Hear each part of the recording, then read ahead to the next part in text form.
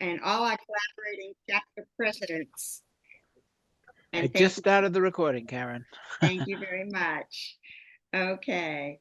Um, so I'd like to step back a little bit and talk to our students for one moment and welcome you to our Spring 2024 virtual Operations and Supply Chain Management Student Night. We are well over 150 strong this evening. And as your moderator, I am here to tell you that the supply chain touches everyone. I worked at UMass Lowell in the Manning School of Business as a senior faculty member, adjunct member for over 15 years, and I'm currently in the ASCM, Massachusetts Minuteman Board of Directors Liaison, Academic Liaison, and Activities Director, and I'm thrilled to be here as your moderator this evening. Um, you can see that this is a joint meeting between all of these chapters that I mentioned.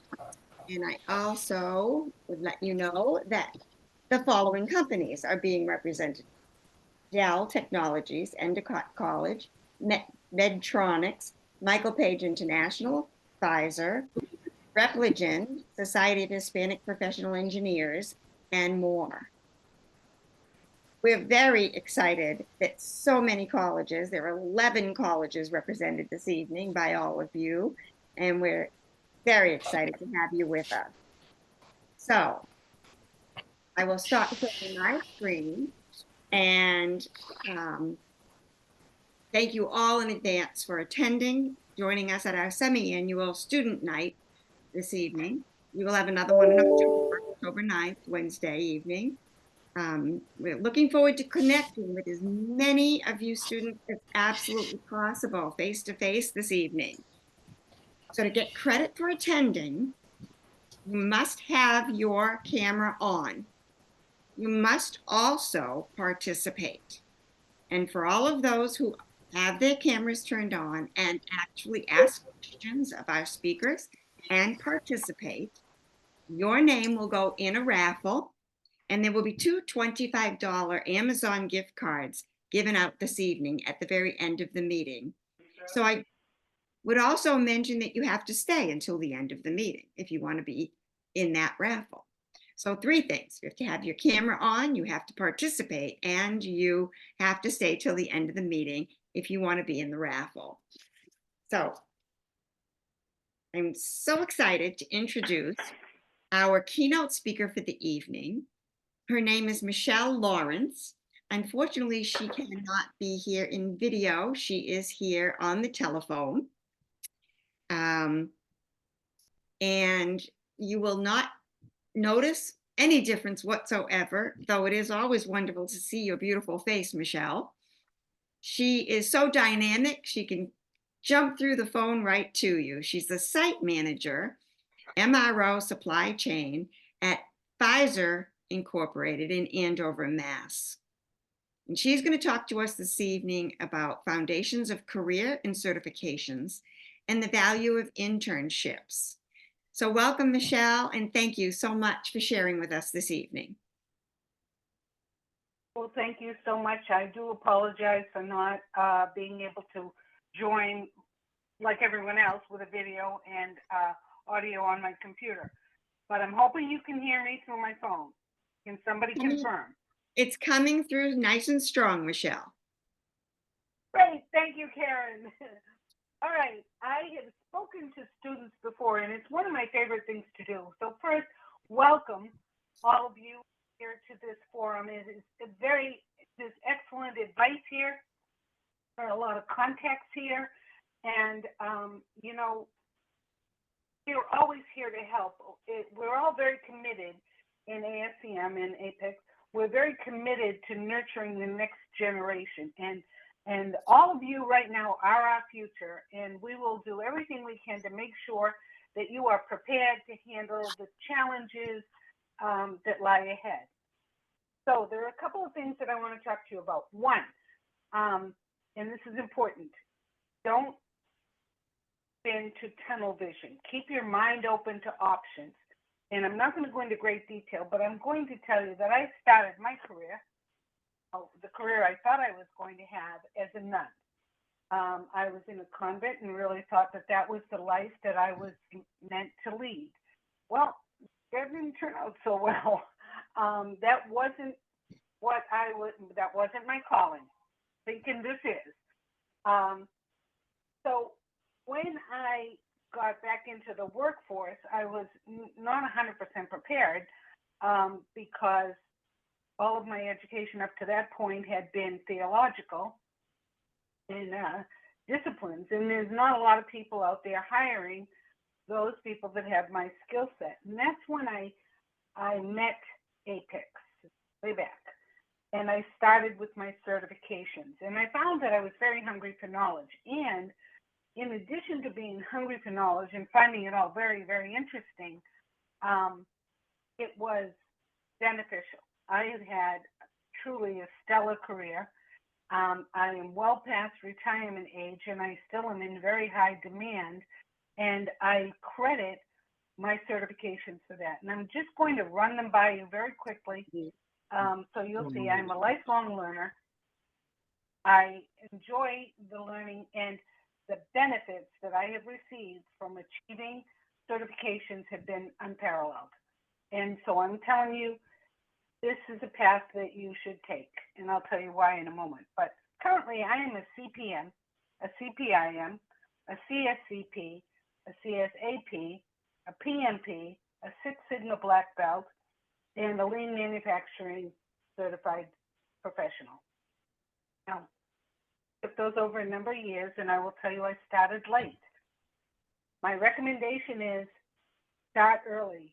All of you know how to study. All of you know how to take exams. And you have a tremendous advantage over somebody entering the world at 50 years old or something like that, because it was all very new to the older population. So you're already on the ball. You already have the skills, and it'll be a much smoother road for you to do these things now. The letters after your name are very important, and Art mentioned that earlier. They are very, very important. Certainly your degrees are wonderful and they're very important, but you want to stand out. You want to stand out in a crowd. And I will tell you, with all of the letters after my name, again, I will mention that I am well past retirement age. I must get 20, 30 requests a week for interest. You know, we have a job. You're a good lineup, because with my ASCM training, I come up all the time. If they're looking for this person, they want somebody in operations. Yeah, I've got a certain that. They want somebody in supply chain. I have a certain that, and it gets me in the door for a lot of interviews. So put some letters after your name. It's good, and the pricing is phenomenal.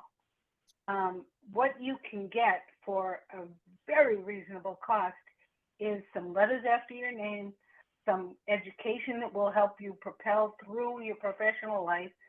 And like me, you may very well become addicted to learning, and I welcome you to do that. So please take a look at the offerings, see what lines up with what you think you may want to do, and pursue them. It will be well worth it. I speak from experience, and I am telling you, it will be well worth it. The other thing I wanted to talk to you about is internships. I've worked with several companies, big ones, Fortune 100 companies.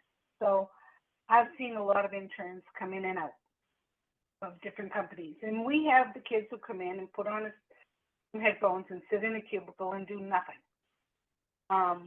They're there to build their resume. But it was a very wonderful story, and I love sharing this story with everybody. When I was at Pfizer, when I first went to Pfizer, and I was walking around with one of the lead at the Pfizer facility in Andover, and he was telling me a story about two gals, Jenny and Sophia. There were a couple of very energetic girls. I believe they might have been from UMass Lowell. I'm not 100% sure of that. but they were from a local college, and they got internships with them.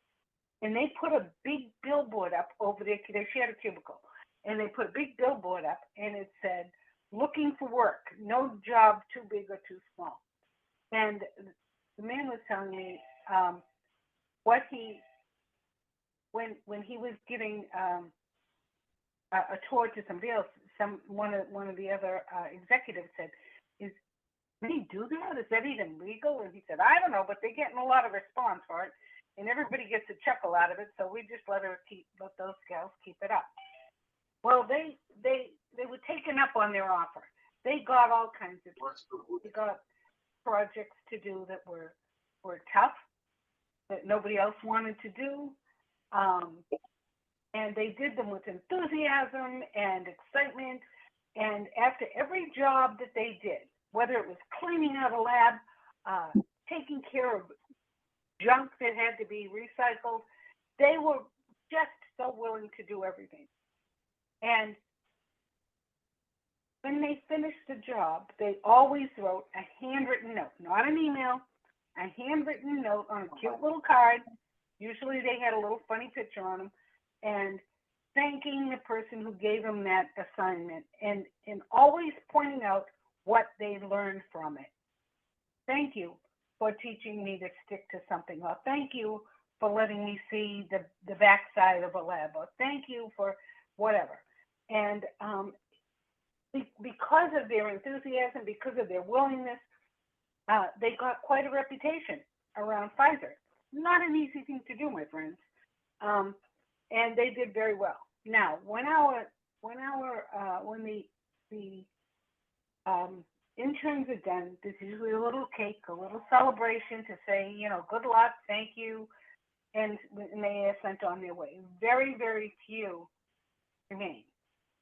On the day of that cake, Jenny and Sophia were offered jobs at the #1 pharmaceutical company in the world, right out of college. 531 with service from Boston to Worcester. We will be running express for Boston Land. Yep, somebody What has was that? their voice Someone- thing on. Just picked Someone's up at a something. train station, I think. Oh, It's okay. such a good I presentation. They're wasn't dialing sure in what from that the was. yeah, they're dialing in from a train station. I love it. Keep going, Michelle. All right. So I'm hoping that these two young gals, Jenny and Sophia, have inspired you. Their story has inspired you to take advantage of your internship. Don't be offended by whatever you're asked to do. Do it with enthusiasm. Look for whatever it is you're learning while you're doing something. It might be a low-level job, but look for what you've learned from it and be vocal about it. Let people know. Because, again, most people really do want to help. Professionals really do want to nurture, but with the demands that are made on us in our professional life, it's difficult to sometimes find the time to do that. So the attention would be always given to the people who respond well, not the people who have to be nudged or reminded or pushed or anything like that, but people who just respond. So keep that in mind. Try very hard to make a good impression during your internships, and by all means, connect to all the people here to look for those opportunities in your future. And I'm going to give you a key piece of advice here. Again, let me mention that I am well past senior citizens age. So there are things that you have that I will never have, and that is the whole innate ability to understand technology. I envy that so much, and I really, I see the difference in the workplaces that I've been. I see the difference, and here's what I want to tell you. You all know it. You all have it. It's in your system. You know how to deal with technology. If you are dealing or working for someone who is a more senior person and they don't have it, I'm telling you right now, be respectful. Do not be condescending. Don't be shocked when they don't know something that you find it unbelievable that somebody doesn't know that. And take this opportunity to be the mentor. Take this opportunity to step up and say, yeah, I can show you how to log on to Zoom, or I can show you how to merge those files, because that is a tremendous help to people who used to use, written hand ledgers, and now some of these things are a little bit of a challenge. And I have seen people really torpedo their opportunities by being smug and by being condescending, because it makes them feel that they have the upper hand here, and in fact, technically they do. But be generous. Be generous with your knowledge. Be kind with your approach. And you may find that pays off more than you can imagine. I had a young intern work for me. He was an engineering student, and he knew all sorts of stuff. He knew inside and out. And he helped me so much. And it made my presentations look better because he knew all the tricks. He introduced me to webinars and how to log into meetings. And he was invaluable to me. And when I think, looking back, I actually protested having an intern. And he just turned out to be somebody who truly enhanced my success. And I made sure I enhanced his. I took him with me on trips to China because I convinced my upper management that I couldn't do it without him. I made sure that he accompanied us he was part of the team that went to Europe several times. We went to Amsterdam because he deserved it, because he was a partner in helping me to understand technology. And I'm still challenged, folks, but he brought me a lot further than I ever would have been without him. So take that knowledge that you have, be generous with it, and you'll see where that leads. Now, I am available for any kinds of questions that you might have, but really that is the advice that I wanted to give you. Certifications, internships, and kindness. Those are the things that I want to leave you with tonight. And again, I am available for questions. Thank you very much, Michelle. And you have graciously allowed Welcome. over 6 minutes, almost 7 minutes for questioning. So please, everyone, feel comfortable talking with Michelle. We're looking for lots of participation tonight. The minute you participate, your name goes in the hat. Michelle, I have a question for you.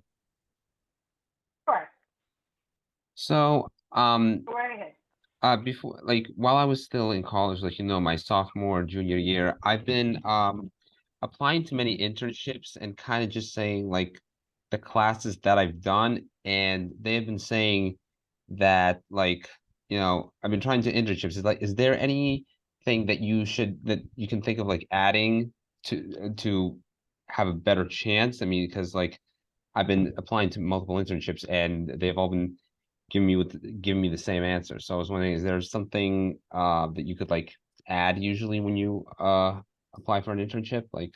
I'm just curious. Sure. What is your specialty? What kind of a job are you looking for? Anything in supply chain management or operations management, anything along those lines. Okay, very good. All right. The thing that I would include, and I would make this like my first bullet, if you say something like, I am currently participating, I'm currently enrolled in an ASCM program for supply chain management, and give a little blurb. We have them, so just cut and paste that out of how we sell the program, and let them know that you're going above and beyond your college years. You're going above and beyond, and you are taking that specialty. You are pursuing a professional certification, and that makes you stand out. And as I mentioned earlier in my talk, those certifications really is what makes me stand out. Now, what makes me successful, and everybody listen to this, what makes me successful is this. I work harder than most people. I commit more than a lot of people. And that is what has given me a tremendous career. And that's what helps. So if you let somebody know, somebody who's looking for an intern in supply chain, that you are already into a program, you're already pursuing something professionally, that'll make you stand out. You'll stand out there. Give that a try. All right. Thank you very much. You're welcome. Good luck, hon. Thank you. By the way, you can all join ASCM and become a student member for free. So go on our website, join for free, and now you're really talking about the fact that you are involved in a supply chain organization. And definitely look up our certification programs to follow your schooling, because every career has a society you need to belong to strengthen your career, where you network with all the type of people in your careers to find jobs. And this is your organization. So become a member while you can become a member free, then try to get companies that you're working for to pay for your memberships later. But become a member, even get on our board of directors as a student, and start adding things to your resume now. More questions for Good Michelle? point, Karen. That was a great point, Karen. Thank you. Yes. Karen, there is a question in the chat.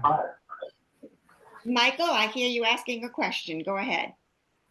First off, I want to say thank you, Michelle, and that I agree with your approach for kindness. Out of all of your certifications, which one gets you the most job inquiries? Two, because I've had a diverse career. CPIM, I think, was basically my foundation. Everything that I took after that, CSCP, PMP, those have all been excellent and they've all been helpful.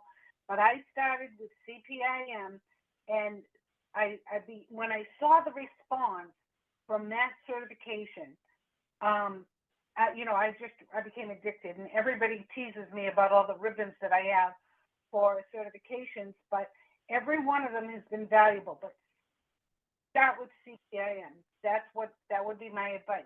Now, another person you could talk to about this is Art Harvey, because he's a great instructor. Actually, Art Harvey, Paul Maria, we have all great instructors, but you may want to go CSCP.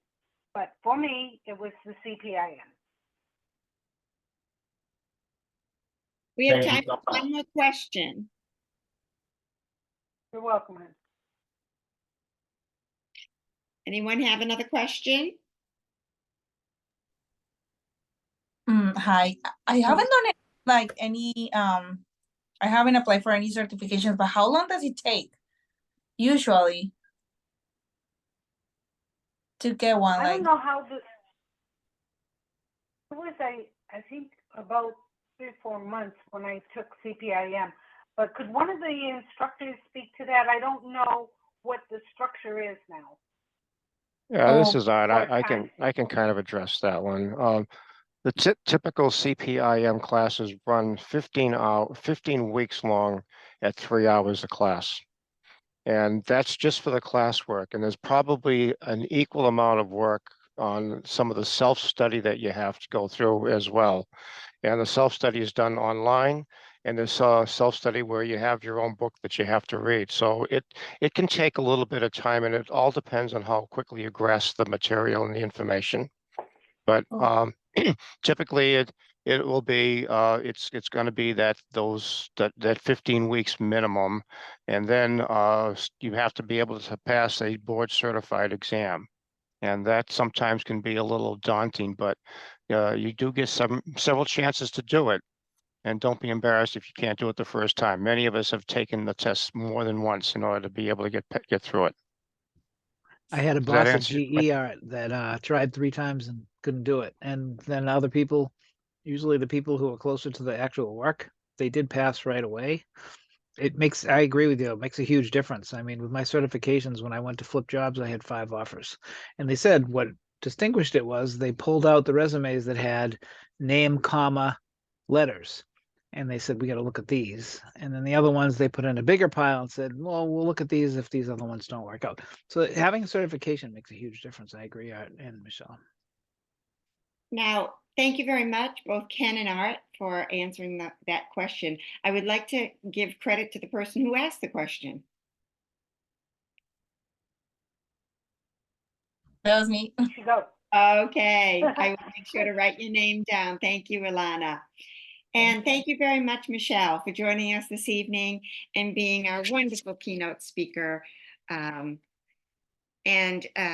Next, we have invited Ruben Mercado. Is Ruben with us this evening? Yes, I'm here. Yeah. Hi, Ruben. Ruben is the intern Society of Hispanic Professional Engineers program manager at the Society of Hispanic Professional Engineers. And Ruben will be talking with us about internships that he will be filling this year. So just from that introduction alone, folks, you should be turning on your cameras and you should be jumping through the screen to make sure we know who you are and we don't forget your face. So I'll let you take it away at this point, Ruben. The floor is yours. Thank you so much for the introduction. And apologies, I had slides pulled up and everything crashed on me right at this moment, but I have a link that I'll share a little bit later. But yes, as was mentioned, I'm the internship program coordinator for the Society of Hispanic Professional Engineers. To answer 2 questions right off the bat, you do not need to be in the Society of Hispanic Professional Engineers to apply for the program, and you do not even need to be an engineering student. So my role is partnering with different companies to fill internship roles through the organizations, organizations such as this one. And we are in the early stages of planning for the coming academic year. Specifically, we have a large-scale program that we do with Medtronic, where you can apply through our program, and we assist with kind of the full wraparound programming, so interviewing, recruitment and selection. And then there is a large boot camp that we do in Minneapolis with the staff at Medtronic. Some of the training, that's what I'm deep in the planning for currently for our current round of interns. And we are, yes, the applications come open in August. So this is the first presentation we've done. Medtronic is actively looking for supply chain management students, which is why we wanted to get involved with organizations such as yourselves and be here tonight. And I am going to drop in the chat a form that we have, real simple, real quick, but just in case it sounds appealing, sounds like it is of interest for us to be able to contact you once we have that application open. And that's so right now we're partnering with Medtronic. We're in the early stages of establishing some connections with other companies, but yeah, it's a unique program in that we provide pretty full-scale wraparound services and help throughout navigating, applying, interviewing for, and joining the internship process. So just as great advice tonight already about just the importance of networking and just about staying involved and kind of utilizing your network. So that's what we're here for. And I put the link in the chat for the survey. If you're interested, we'll be sure to follow up closer to when the applications, or even if you have any questions, you can submit there and I'll be sure to follow up and schedule some time to talk through any questions that you may have. So thank you all for having me tonight. Thank you so much, Ruben, for joining us this evening. And follow his instructions if you're interested in any of their internships. Now for the main part of our program this evening. Life in the operations management profession. You are going to hear from 5 speakers. They have up to 8 minutes each to talk with you and share their slides if they would like. And at that point, I will cut them off and give you the opportunity for 2 minutes to ask them questions. So if they don't have a whole 8 minutes, you get to ask more questions. The first person that I'm going to introduce to you is Ryan Hurd. She is a recruitment manager. I mean, how great is this? That you get to talk to people who are so seasoned in this program, and recruiters that are offering you jobs, and recruiters that are giving you advice. Ryan Hurd works at Michael Page International, and she's going to talk to you about preparing for your first interview and actual potential supply chain job. Ryan? Yes. Hi, everyone. And thank you, Karen, for the introduction there. It is a pleasure to be here, as always. It's been a few years now that I've been doing this, and it's just a pleasure to see all the faces that join. And as Karen mentioned, I manage a recruitment team here in the engineering, manufacturing, and operations space at a global recruitment firm. So at Michael Page, it's part of my job here to ensure that the candidates that I work with are fully prepared for their interviews and in getting that job. And so whether the interview might be the first round, the final round, on the phone, virtual, or in person, I got to be there to make sure that they sit and make sure that they're prepped and feeling good. So the first round of the interview is where you really want to present your best self. That's where you're turning your best self on, and just knowing that you're not only making a first impression, but you're also trying to convince someone that you, above anyone else, are the right person for this job.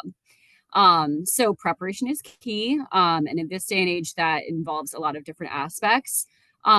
So once you have your resume prepped, you've submitted that to a job, whether through a recruitment firm like Michael Page or individually, you get the interview request. I recommend connecting with that interviewer on LinkedIn right away.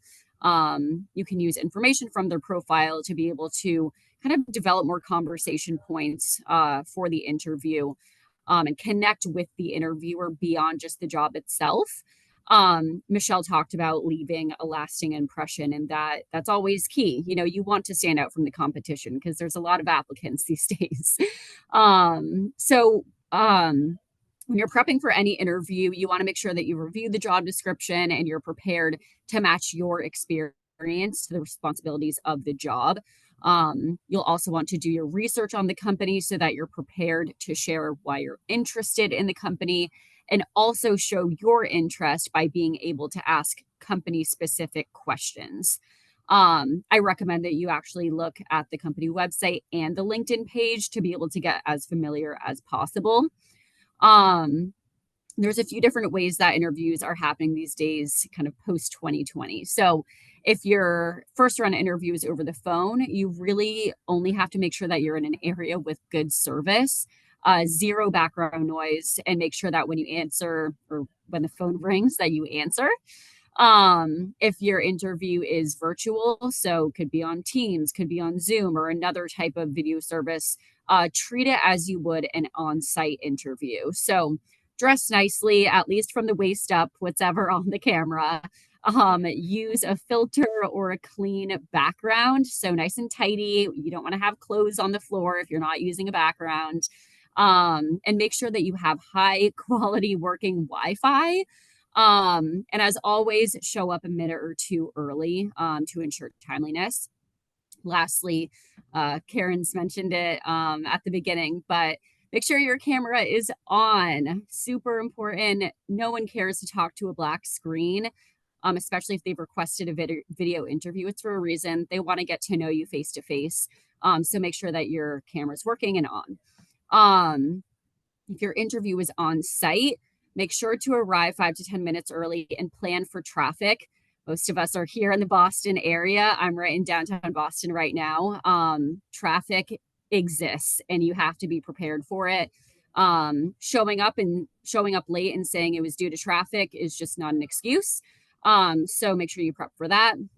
Dress nicely. You can always ask the interviewer or whoever is scheduling it kind of what the dress code is at the company, because you don't want to come overdressed, but you definitely do not want to come underdressed.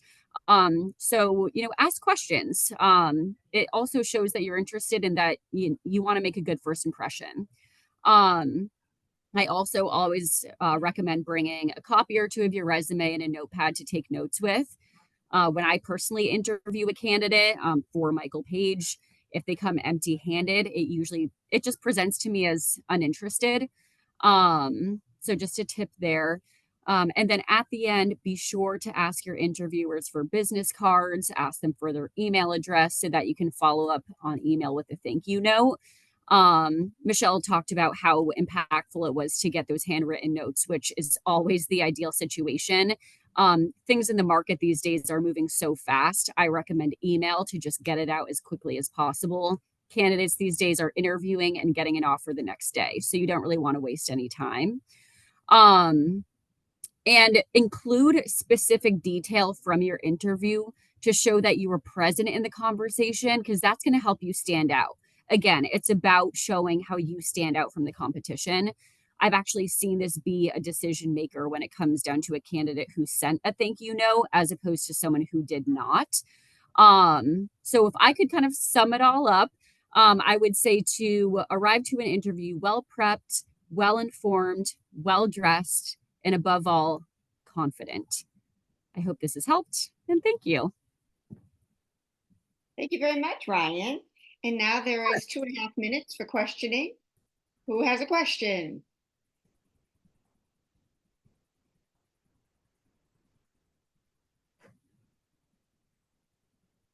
Hello. Hello. Hi, Ryan. I see you're an interviewer. So, what skills do you look for while interviewing a candidate? And I'm asking from a fresher point of view. Absolutely. That's a great question. So I think being conversational as opposed to being robotic is really important. If I'm interviewing someone, I'm thinking about, I'm going to work with this person. Do I actually want to spend 8+ hours a day working with this person? So are they enjoyable to talk to?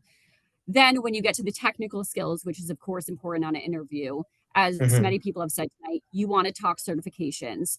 Why do you qualify for this job? And if you have a certification as opposed to a candidate who doesn't, you're going to stand out immediately. And then also just setting yourself apart by talking about things that aren't necessarily set out on a job description. Talk about what accomplishments you've had, whether that's on a school project or on an internship project, or maybe if you're already employed, accomplishments that you have had that make you, again, stand out, and not just something that you could just read that's generic on a resume or on a job description, excuse me. I would say those 3 things are my biggest tips. All right. Thank you very much. Yeah, thank you for the question. Another question? I do.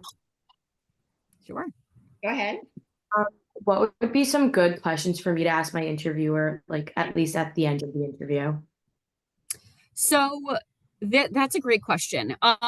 Something that sometimes to me sounds a bit robotic, but it's not a bad question to ask, is if they, after everything that you've went over, if they have any hesitation about hiring you. That way, if they do, you can learn about it and then try to object to it, in a polite way, of course, to try to come up with or provide more explanation, instances where maybe you have done something that they maybe haven't heard yet in the interview. So always kind of finish with that. And then also, I think it's a great question to ask, why do you like working at this company? Interview them back. That's part of the interview process. It's a 2-way street. So you want to ask the interviewer, like, why should I join this company? Like, I've seen what I've seen on the company website, on LinkedIn. I know I'm interested. I like what you're doing, but tell me why you like it. I think that's always a great question to ask. It shows that you're interested, that you've done your due diligence, and that you just kind of want to know a bit more about your interviewer. Excellent suggestion, Ryan. And thank you so much for course. participating with us this evening. Hey, Karen. Yeah, I'm always a sorry, pleasure. do Thank you mind if I ask one more question? Make it quick. We're out of time. Yeah, I just want to know if this is an okay question to ask, like at the end of an interview.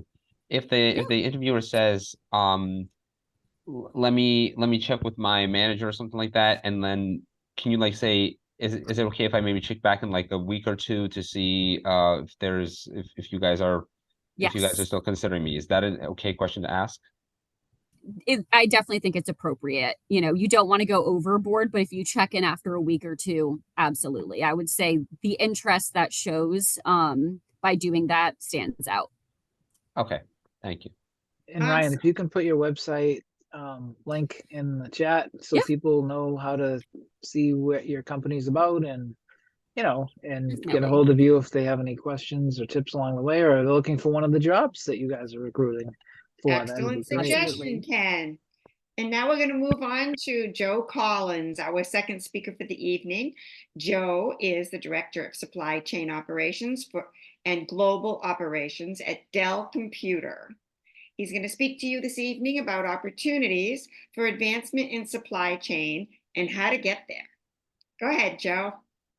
All right. All right. Can you guys hear me? Somebody earlier today told me my microphone was not great, so I just want to make sure. Yes, we can hear you loud and clear, Joe. Awesome, awesome, awesome. Thank you all. Thank you, Karen. Welcome all. Glad everybody's making the time for this. There's always time for self improvement, always time for career advancement.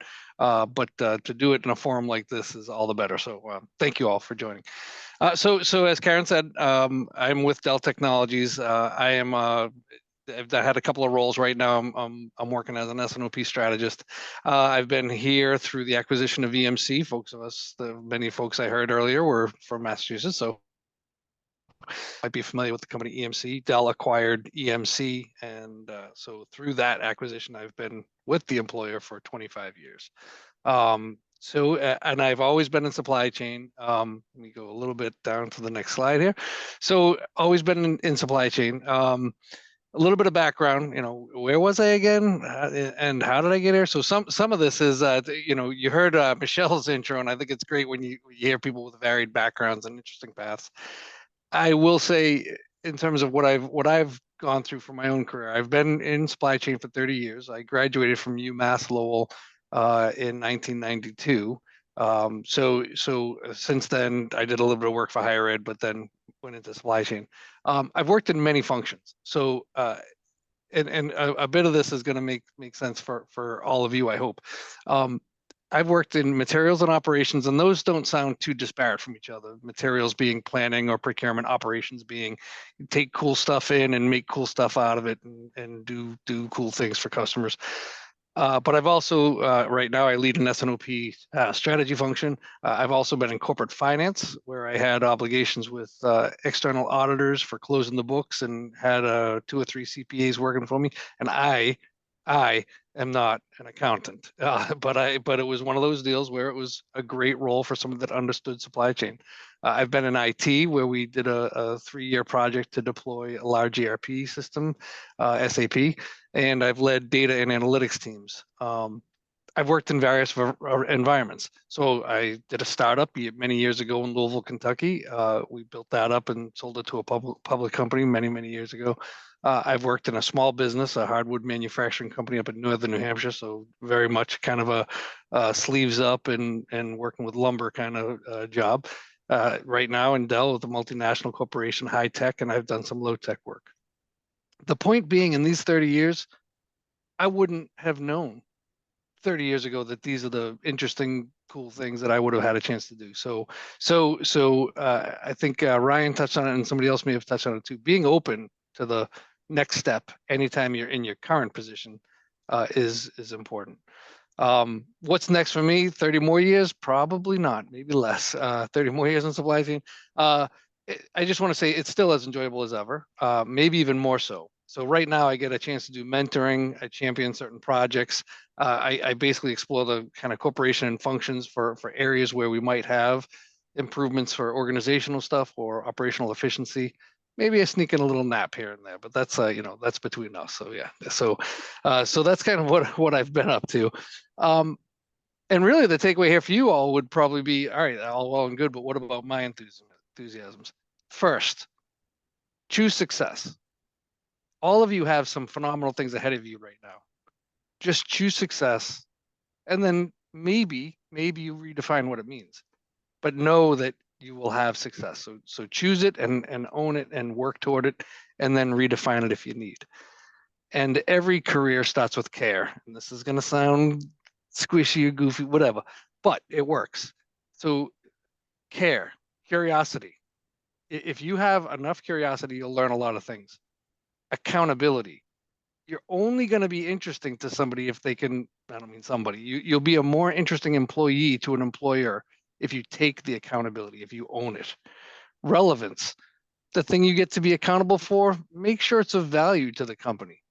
And be for economically minded. Understand the corporate financial part of something. What is it from a P&L structure or cost structure, or why do you get paid the salary you have? Or how do you know you're earning your salary, even if you want to be in a microcosm of it? So there's a couple of soft things there about choosing success and care. But invest in your brand. It's your small business. So we're all going to talk a little bit about, and I'll jump right to the next thing. We're all going to talk about, hey, I have a target of a role. I want this in my job. I want this in my career.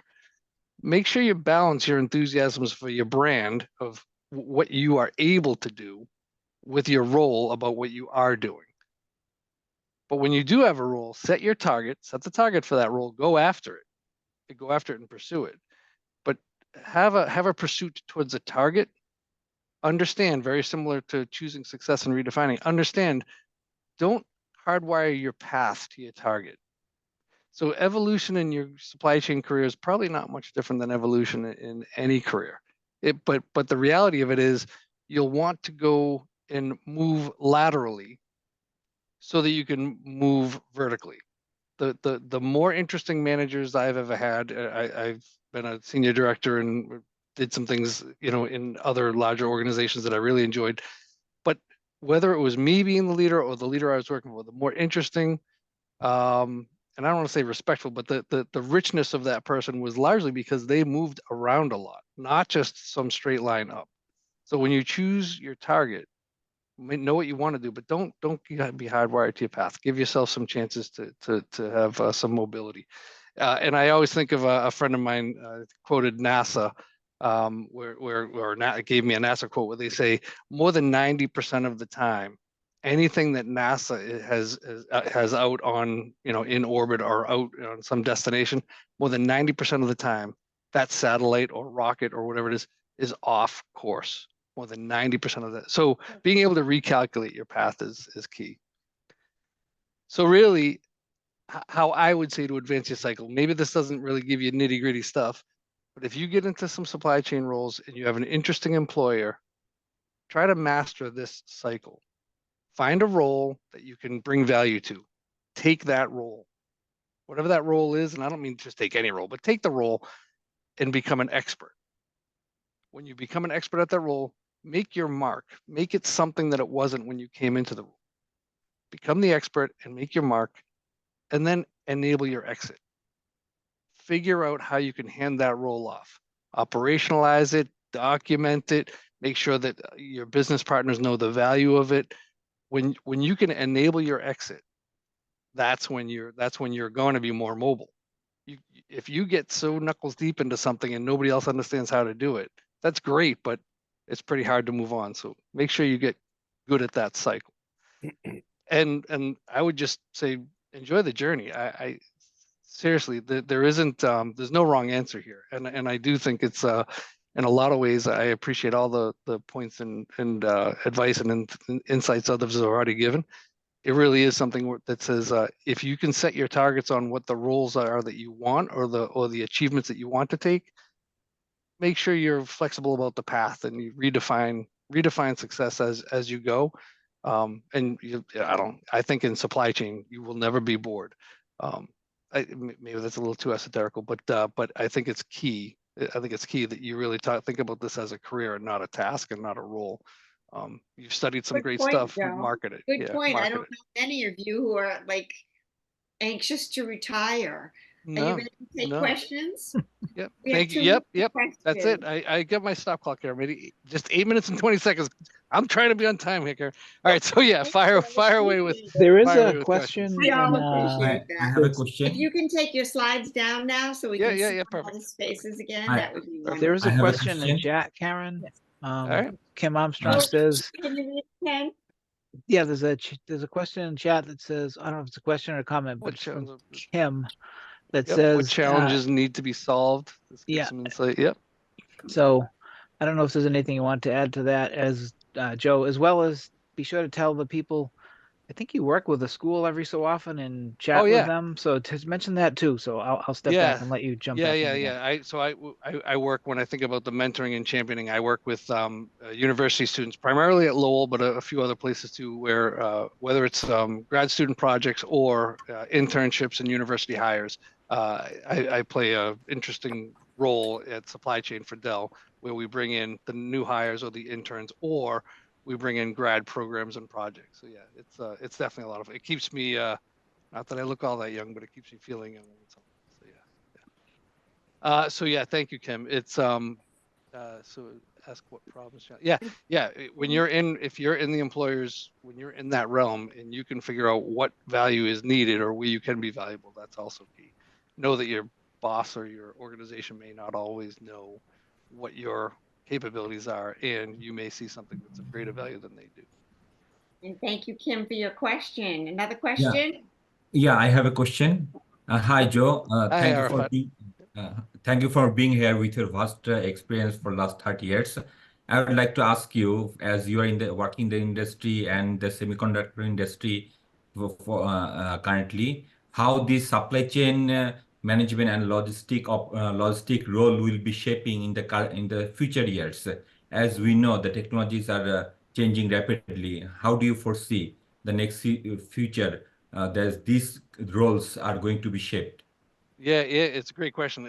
We all talk digitization, and a lot of people are talking AI, and a lot of that sits on computing power and power within technology of the devices. I do think from a global economy, I'm stating the obvious at this point, but you can't operate within a small country or a small company or a small environment. You're in a global economy no matter how you do it. So knowing your supplier, actually, Ken in the opening was joking about trying to get suppliers in different places. Know your supplier, know that they may be elsewhere. Know how you become a good customer to that supplier. Know how you become a good customer to that supplier. Every once in a while, you'll hear somebody say, "Oh, I can't get parts, or I can't do this, or I can't engage with the supplier." More than likely, suppliers want the business in the engagement because that gives them money. So know how to work with your suppliers. The challenges in the future are going to be more, I think, are going to be more logistics based. Because technology itself is something that is already on a path that's just light years fast. Now we're going to be talking about logistics space. How do I get componentry from one region so that I can get into another region for assembly, so I can get into a third region for fulfillment? If you think about that from a product standpoint, I think logistics and international trade are going to be the challenges. I'm not sure if people hear some of the things around the chain of custody and the kind of what the material component makeup is of something. Where in the world did it come from? There is a lot of things in the geopolitical sense that have to be dealt with when we think about this technology. Thank you, I bounced Joe. around a little bit there. Yeah, sorry. Thank you. I'm well over time. Thank you. Thank I you. have a question. In the interest of time, I would have to recognize that Astrid, Lauren, and Carolyn all have questions for you. And I would like to encourage you to remember that you have questions for Joe. And at the end of the evening, we are going to continue this program. I just need to keep the program on time at the moment. And We feel have free to put it two into the speakers chat to if go. you want. If somebody wants to put it into an individual chat, I think if we've got that enabled to. Yep. By all means, and the chat can be going at the same time. Wonderful. Thank you. Thank you. Thank you. Thank you. Thank you, Joe, very much. And now I would like to invite Rich Wiseman, professor and advisor, MBA program at Endicott College. He's going to talk this evening about leadership and ethics, the foundation of transparent supply chain. Thank you, Karen. Hey, everybody. wanted to talk about today are a couple of different things. And while I have an academic role, and I've had one for about the last 20 years, 20 years prior to that, I was in supply chain, procurement, operations, or I like to say I chased parts, working with companies like Ken Glasser's company and others, sort of large companies. And I had a large role in the supplier community. And what I wanted to talk about today was the leadership of that. And I want to look at leadership from two different ways. One of the things that certainly COVID has taught us is the importance of the supply chain. When you have a supply chain job, a procurement job, supply chain, logistics, as Joe alluded to, you have an opportunity in your own company to be a leader. People are going to look to you for information, for advice, to help them solve business problems. So what was one point more of a support organization or operation or career, I should say, it is now more of a leadership role because of the importance of the supply chain. Now that's internally. Externally, as you're working with a supply base or a supply chain or a whole host of suppliers, most of them global suppliers, I will say, the key to that really is leading that group and representing that group of suppliers within your company. So it's a bifurcated role. You're a leader within your company, but you're leading that supply chain, your supply base, those suppliers working for you because you have or your staff has contracted with them for some level of performance.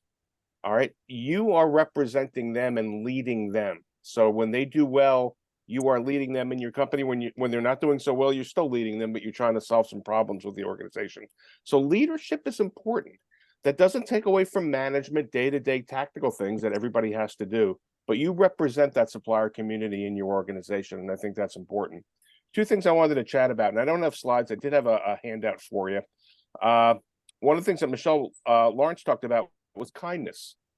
To me, after 40-something years in business, the two critical words in business or two critical terms, I should say, are please and thank you. All right. And anybody with supply chain experience can tell you when you say please or thank someone internally or externally, all right, courtesy matters.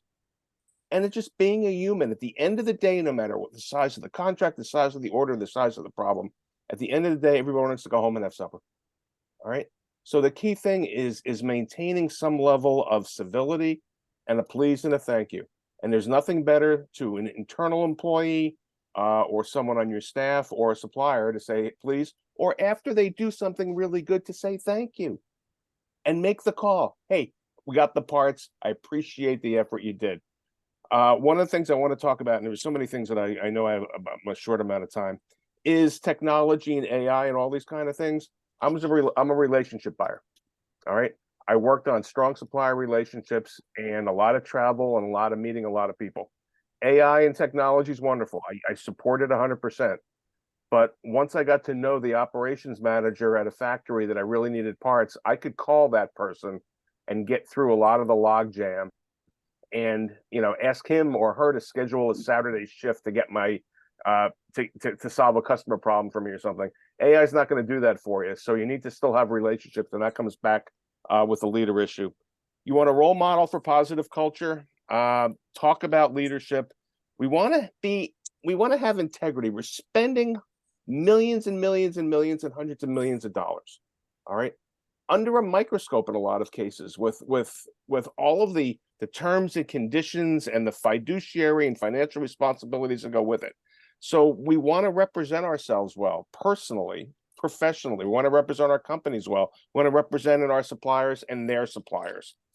When you get to the point of having staff, we want to support our employees. We want to have a positive work environment.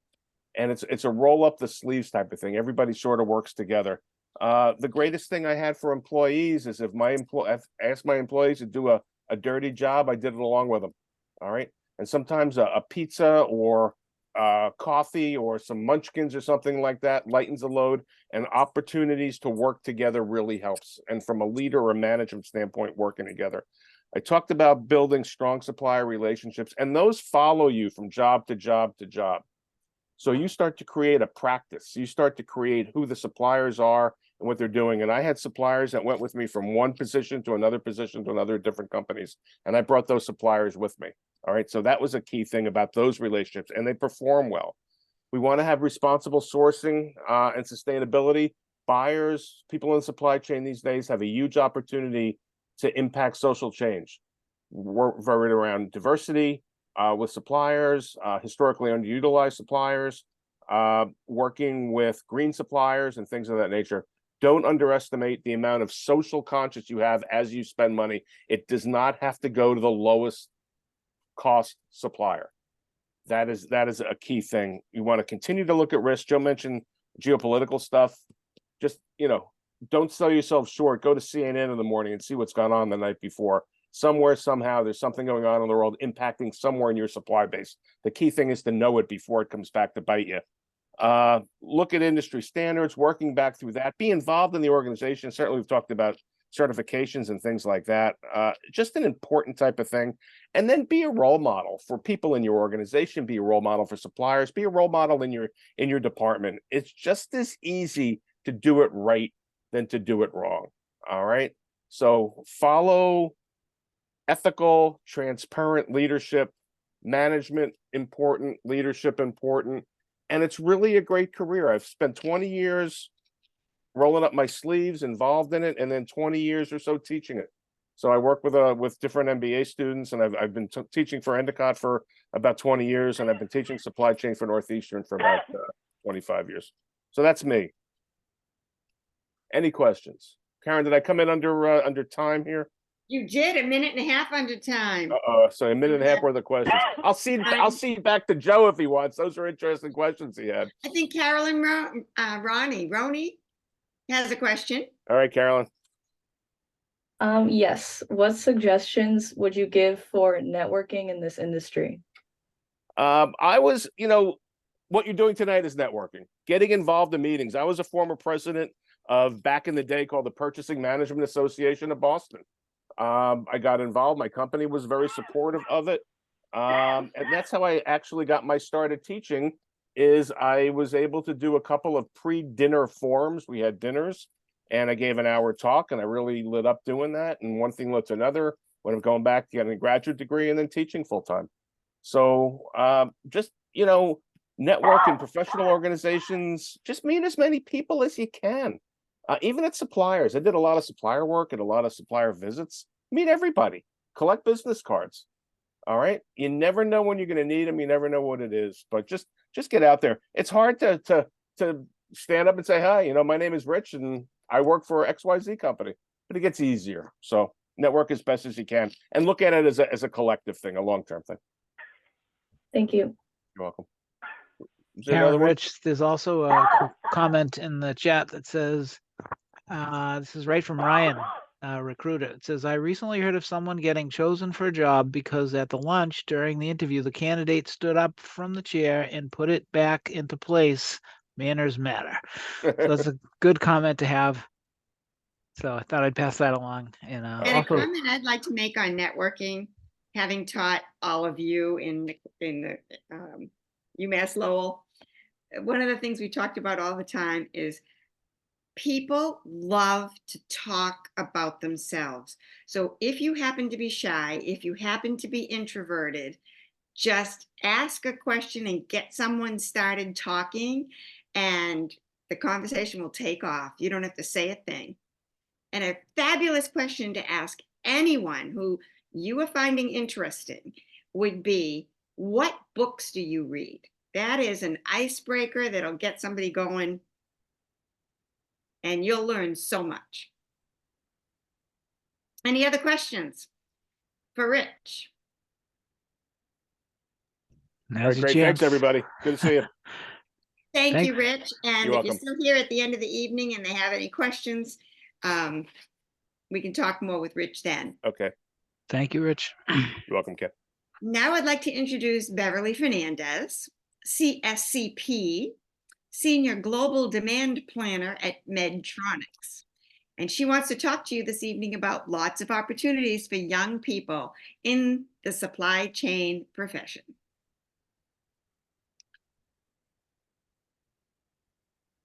Hello, good evening. So there's lots of opportunities for young people in the supply chain because it's a very dynamic field. And in this presentation, we will explore the reasons that make the supply chain industry an exciting and promising career path for the youth. So let's begin to deep dive into the growth of the supply chain industry. So the global supply chain industry is booming, is projected to reach 46.6 billion by 2030, and it has been registered remarkable compound annual growth rate of 10.9%. And this growth is fueled by the key drivers, technological advancements, e-commerce, globalization, leading to increasing trade and interconnected supply chains. Also, there's growing emphasis on sustainability practices. So the supply chain, in addition to its remarkable growth, presents abundant employment opportunities for young individuals. In the US, currently, there are 200,000 jobs being offered in the industry, and it anticipates 18% growth from 2022 to 2032. Surpassing the average growth rate for all occupations at 3%, with around 21,000 job openings annually. So the supply chain continuously generates new opportunities for young professionals, and the field provides diverse career paths across various industries: manufacturing, federal government, service companies, wholesale trade. Those are one of the largest employers. And then supply chain professionals can thrive in a fast-paced environment, often exceeding the 40 hours per week. And it involves sometimes non-standard hours and occasional traveling to manufacturing plants or distribution centers. So supply chain professionals experience not only a challenging and dynamic work environment, they also receive competitive compensation, especially those with a passion for business and problem solving. The median annual wage for supply chain professionals is $77,000 per year, and the highest 10% is earning over $124,000. There are industries with top salaries like federal government, manufacturing, and management companies that can range between $80,000 and $91,000. So the supply chain salaries stand out, being approximately 67.4% higher than the median annual for all occupations, and slightly higher than the business operations specialist. The entry-level positions are logistics coordinators and supply chain analysts that mark the starting point, and then you'll progress into mid-level roles like supply chain managers, advancing into senior levels, including director and vice president roles. There are also specialized roles, including procurement managers, demand planners, inventory managers, and the offer increased compensation is aligned with the expertise in those industries. So supply chain professionals are essential contributors to the global economy, ensuring the efficient movement of goods throughout the entire production process. Their work directly impacts the availability and accessibility of products worldwide. And the supply chain is in a state of constant evolution, continuously adapting to technological advancements. The professionals in this field have exciting opportunity to engage with cutting-edge technologies such as artificial intelligence, machine learning, and robotics. The supply chain provides ample opportunities for professional growth as technology continues to reshape the landscape. And the supply chain professionals can stay at the forefront of innovation, expanding their skills and contributing to the industry's advancements.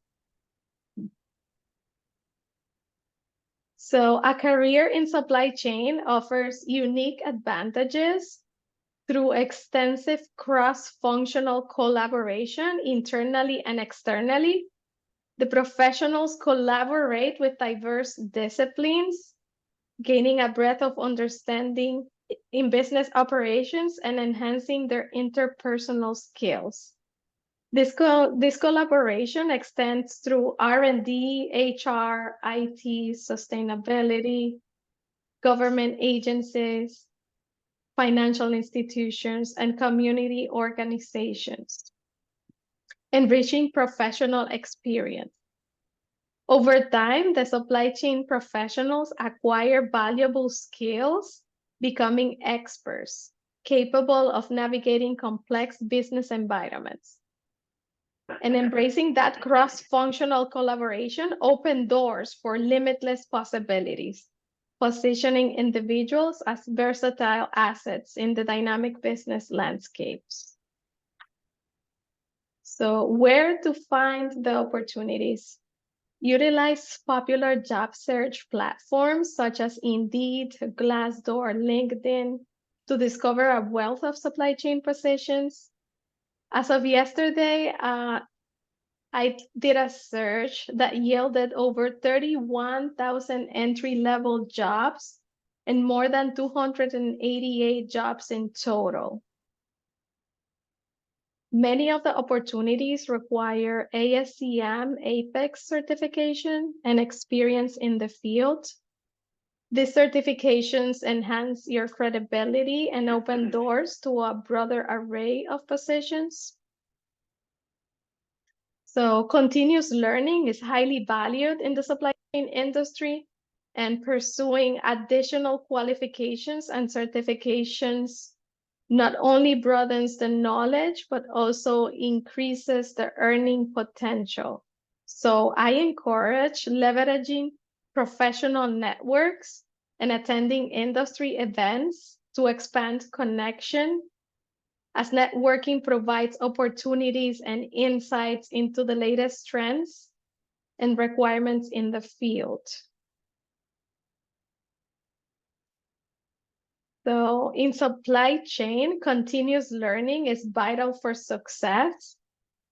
This career demands persistence and a strong willingness to learn. So strong problem-solving skills are crucial for navigating complexities, requiring critical thinking and innovative solutions. Staying up to date, especially in data analytics, enhances decision-making capabilities. I am encouraging a continuous learning mindset. Pursuing ASCM certifications supports skill enhancements, staying current, and building a strong professional network.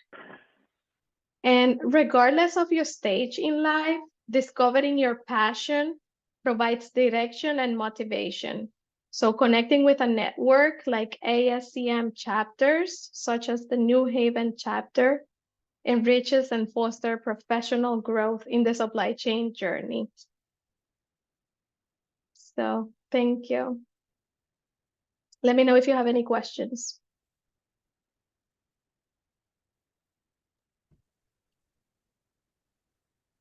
Excellent. Beverly, do you work with any of the colleges down there in New Haven, or does your comrade, the president, Olivia, work with some of the colleges? I know, what, Quinnipiac? Yeah, I work at UNH as well. So Okay. I teach a supply chain management class for master's students. That's awesome. That's awesome. So if anyone in the Connecticut area needs to contact Beverly and ask her about stuff, Beverly, did you want to pop your email in the chat window and just let people know? I know you like working with the schools. Thank you. Yes. That'd be great. Oh, and you mentioned Quinnipiac. So Tim works at Quinnipiac and Professor Young as well. So Oh, we that's have a couple awesome. professors at our chapter. Love it. Love it. That's awesome. Thank Thanks. you. Hi, Beverly. I just wanted to thank you for coming to talk with us today. I just had a quick question about like what a typical day looks like in the role of supply chain management. Yeah, I can say it's very intense and the work schedules vary because if you talk to regions, like I am a global demand planner, so sometimes I have to speak to the region. So my day could start early some days, but it's different. Like some other days I need to talk to China, so that would be a different schedule. Like for Europe, you wake up earlier. For China, it's later during the day. So you have different schedules. And if you like data analytics, dealing with people, like cross-functional relationships, this is a great place to be because you get to become an expert. Like once you start learning about all the functions, like you learn about marketing, you learn about finance, about operations, manufacturing, like you even become an expert in the product. Like you know how the products get used, what do they use it for? Like products that are substitute to each other, like you become an expert. So it's really cool. I really love supply chain and demand planning. Thank you Thank very you. much. Thank you very much, Alyssa, for your question. And thank you very much, Beverly, for sharing this evening. Hope you'll still be with us come the end of the evening. Students have more questions. And now we'll move on to Maggie Walente. She is the Senior Manager of Global Planning at Repligen Corporation. She's going to talk about LinkedIn and networking, how it can help you get ahead, how to grow while continuously networking, how to meet today may help you professionally in the future. Maggie? Can everyone hear me okay? Yes, we can. Wonderful. So you'll notice my camera is not working. Okay. It broke earlier this week, and I went to my IT group and said, well, what can we do to fix this? I have this presentation coming up. I really want to be on screen. They said, supply chain problems. No, we're all set. So there's two things that we're going to talk about today. Because networking is a huge topic. We could spend a day talking about it. What we're going to talk about, can everybody see my screen? No, we cannot see your screen as of yet.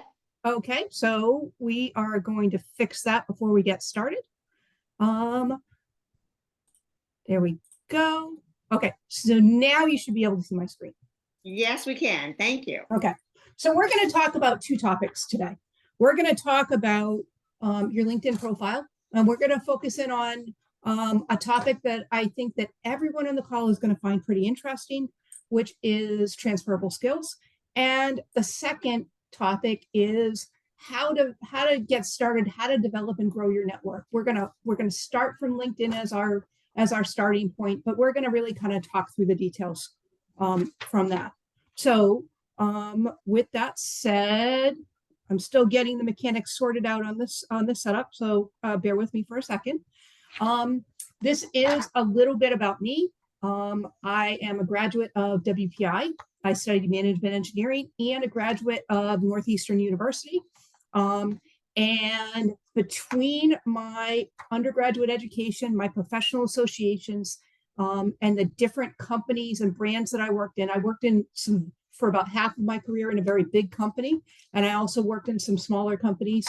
I think I have about 12 active networks right now of people. Some people I talk with pretty often, other people I might not talk with for a couple of years, but there's individuals that I worked with at different points in my career where we had exciting, wonderful experiences, and the memory of that creates such a warm feeling that when the phone rings, I pick up. And if they make a request, I make time for the request, and it happens in the other way. And that is networking at its best. So I'm going to ask a question, and you're going to notice that there's 4 letters that are in the chat that I've posted. When I ask this question, what I want is for you to select by liking which of the choices that you would agree with.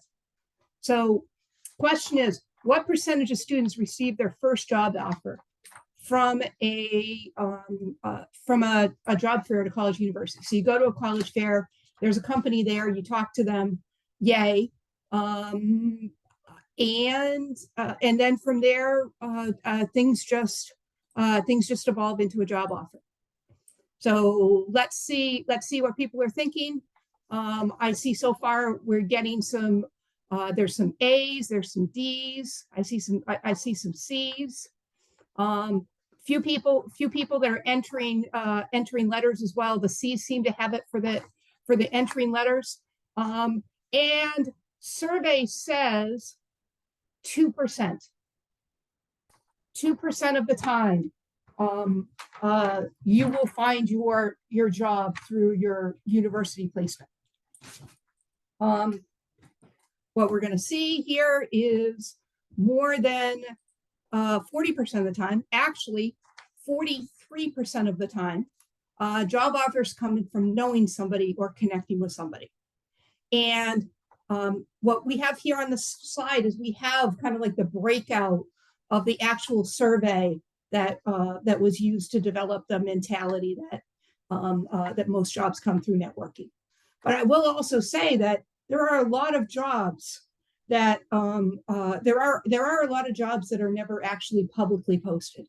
If there is someone that the hiring manager has been referred to, they have a strong relationship with the person that's referred, or maybe they even know the person directly, have worked with them at another company. The job may never be opened up to other people. They'll go straight to the interview and the offer. And so the question that I want to pose to the people that are on the call is, well, what's the benefit of being referred by a former coworker? What's the benefit to you as an applicant? What do you get out of it when that's your first interaction with a company?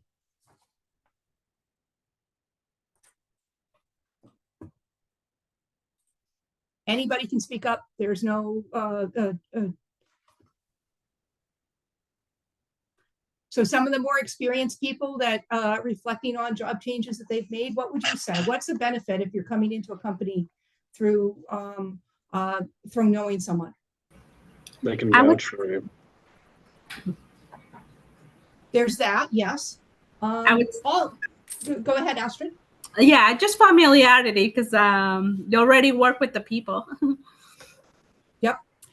And you're also able to have a different quality of conversation with someone you know well. You know, the reality is sometimes people are economical with the truth when they are in a recruiting mindset. You're in an interview with someone that is desperate to fill the role, and you say to them, well, what's your experience of working here? They're going to say, it's great.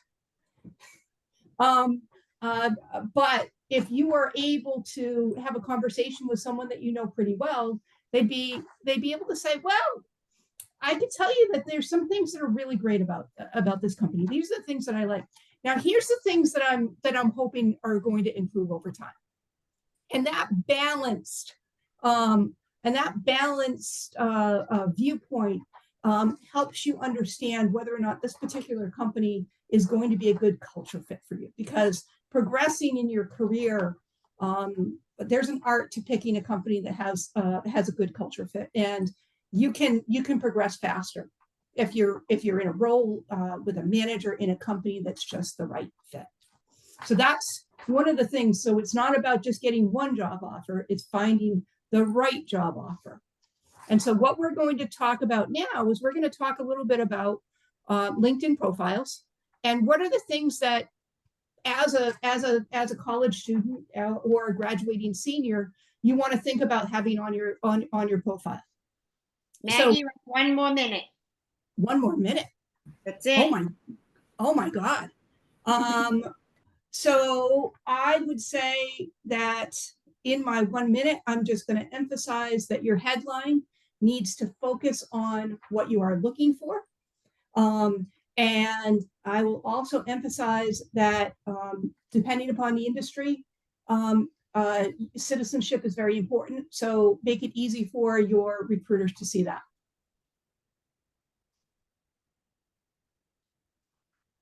Any more you want to add? You got 14 seconds. I've got 14 seconds left. All right, let's go to one other slide here where we talk about developing your network. The main idea that I want to talk about here is don't jump straight to going on LinkedIn and sending an email saying, "Hey, can you give me a job?" What you want to do is you want to develop your network. This is very much like business development. You want to attract attention by participating in groups on LinkedIn. You want to engage, just as you're engaging in this meeting here, where you're asking questions or things like that, where you are able to show people that you're having a real conversation with them. Some of those conversations will develop into some more private conversations. One of the things I really want to emphasize here is when you're building rapport with someone, if it doesn't feel like a fit, don't pursue further, just let it go. There's plenty of other people to build your network with. And I think I'm over time. Thank you very much for sharing, Maggie. I know you have so much more to share, as every one of us does. If you as students haven't caught on at this point to how much we care about you, how much we want to network with you, how much we want to help you build your careers, then you've missed the point this evening. I hope that you've all enjoyed our time together.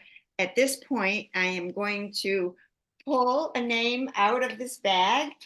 I've tracked everyone who has stayed on the call till now and has actually had their camera on. So this is for the first $25 gift certificate to Amazon. And when I call out the name, we would appreciate it if you would put your contact information on the chat, in the chat window, so we can make sure to get that gift certificate to you. I'm going to reach in the bag and pull out someone's name.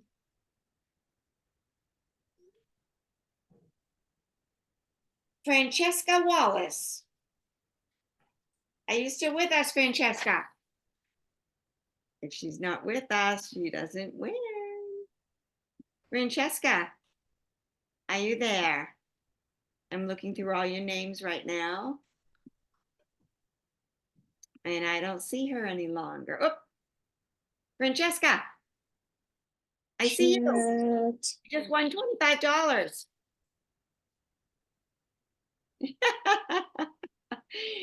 You won $25 for your participation this evening.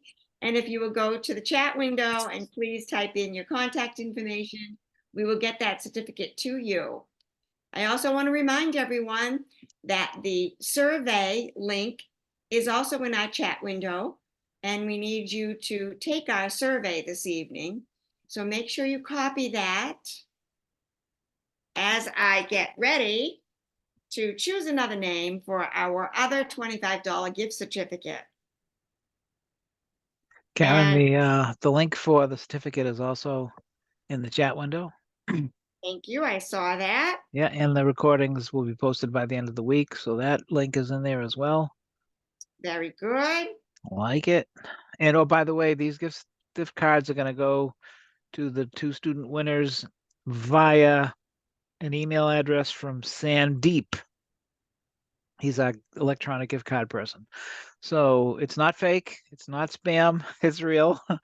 Sandeep will be sending you $25 gift cards. And all of our speakers, thank you. We will be sending you a gift card as well from the Massachusetts Minuteman chapter. So. All right. And I have just finished mixing up all the names of the people who were participating this evening, asking lots of questions. And we really appreciate your participation. And out of these names, I'm going to choose another one. Let's see. Who am I going to choose? Let's see. Carolyn Roney. Hello. Are you still with us? Yes. Awesome. You just won another you just won the second $25 gift certificate. If you'll place your name down in the chat, that would be great. Email address. Yeah, that's what we need is the email address, because that's how we send it to you. And Karen, she might be the first winner because I don't see Francesca's email in here. It says she's on, but she may have just left it on and, might not really be here. So I don't know. She's not responding via All right, chat. how do I put my email in? Oh, just put it in chat. Are we talking to Francesca? Yeah. Yes, Sorry. put your email address right in the chat window, my friend. Okay. And Yes. And as they're should expecting an email back from, what's the name? Sandeep. Sandeep. It's going to say Okay. Sandeep Amazon. Sandeep Amazon. And Okay. he So works for Francesca. congratulations to Carolyn and Francesca this evening. And that brings us to the point of the evening, where I'll stop we the will recording. Stop recording and we will start